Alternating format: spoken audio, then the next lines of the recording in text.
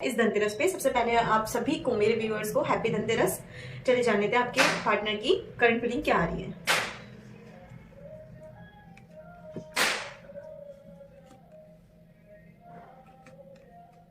देखिए, जो भी मेरे व्यूअर्स इस वीडियो को देख रहे हैं, आपकी डिवाइन टाइमिंग नजदीक आ रही है। जो भी इन कांटेक्ट हैं और नो कांटेक्ट हैं, जो मेरे व्यूअर्स नो कांटेक्ट में हैं, पहले तो सबसे पहले जो डिसअपॉइंटमेंट है आप जो अपने रिलेशनशिप में हैं, वो पहले तो सबसे पहले डिसअपॉइंटमेंट मत हुए।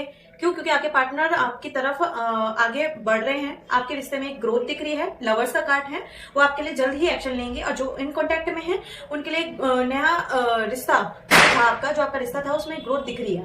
ठीक है, उसमें वो आपके लिए आपको मैरिज प्रपोजल देने के लिए सोच रहे हैं, एक यूनिटी बनाने के लिए सोच रहे हैं। द लवर्स का कार्ड है, this is a very positive card. आपके रिश्ते में जो था वो काफी ज्यादा पॉजिटिव चेंज आ रहे हैं। जो डिसअपॉइंटमेंट थी आपके मन में, वो डिसअपॉइंटमेंट मत रखिए।